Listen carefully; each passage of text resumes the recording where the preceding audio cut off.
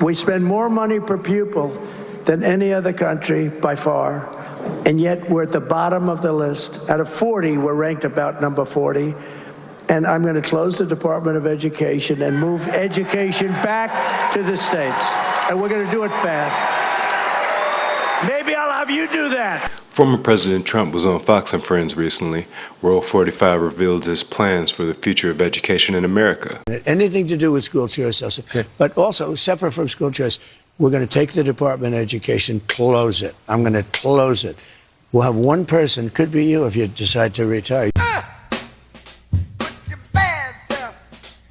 Welcome back to Black and Loud, where we discuss the nuances of race and culture in society. We try to have us a quick laugh. Don't forget to like and subscribe to the page. I'm your host, Mert. The Department of Education has many functions, including administering financial aid, collecting data on students, and giving information to educators in Congress. They conduct research on best practices, and they also enforce civil rights, which is very important for students that are marginalized and discriminated against in reference to activities and programs and when and who will receive funds. The Department of Education also funds Pell Grants for students who wish to further their education and go to college. According to the data, about 43 to 46 million Americans have federal student loan debt, and those numbers are trending upward. I guess there's a few different arguments as to the reason why Trump would want to ban the Department of Education in reference to these different debts. There is a lot of data that shows that the Department of Education holds a lot of financial power here in America, maybe a little more than President Trump would like.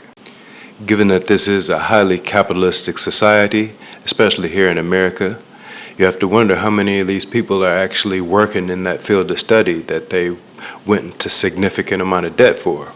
I'm almost certain that 46 million of these Americans that passed through the Department of Education to receive those funds. We won with poorly educated. I love the poorly educated.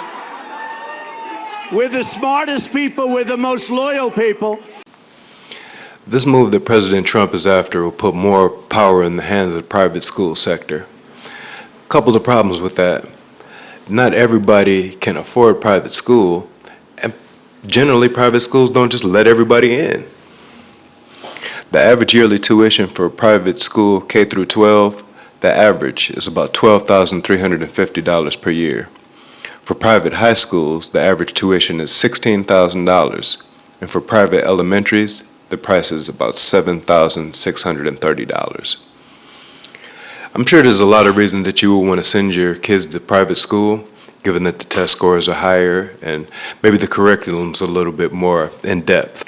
Of course, there are some social factors, and then when you add a heavy financial factor to that, it makes it a lot less enticing to want to send your children to private school if you can't afford it. I love the poorly educated. Eliminating that resource could drive up the cost of family daycare, thus adding a new layer of stress to the American family. Some of these programs that are headed by the Department of Education, like Head Start, they're kind of geared more towards low-income families, but those families who enroll their kids in Head Start give them a little heads up on being proficient in reading and math.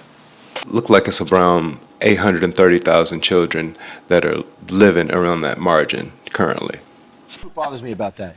So let's say you have a liberal city, let's Los Angeles, San Diego, and they just decide we're going to get rid of that history. We got new history. This is America built off the backs of slaves on stolen land. And that curriculum comes in. Then we don't send them money. We would save half of our budget. Okay. As far as critical race theory is concerned, I can see why a lot of people would maybe be concerned, because maybe they think that it'll teach them kids to be too liberal and maybe to hate themselves. As far as former President Trump is concerned, he said he'd pull the funding from any school that taught critical race theory. So he's pretty much holding your money hostage. I love the poorly educated. That I find pretty un-American. I know oppression and slavery in America is a very ugly and messy topic, but it should be talked about intelligently and peacefully. And it shouldn't be forgotten. The same way other tragedies in other communities, they don't forget. But these tragedies didn't happen in Europe. They happened right here in the United States of America. And the trauma from those tragedies are ingrained in some American people. And not only in the people, but in the facets of American life. It's Merk, your Negro administrator. Like the video, subscribe to the channel, hit the bell notification so you never miss a video, and we I love the poorly educated.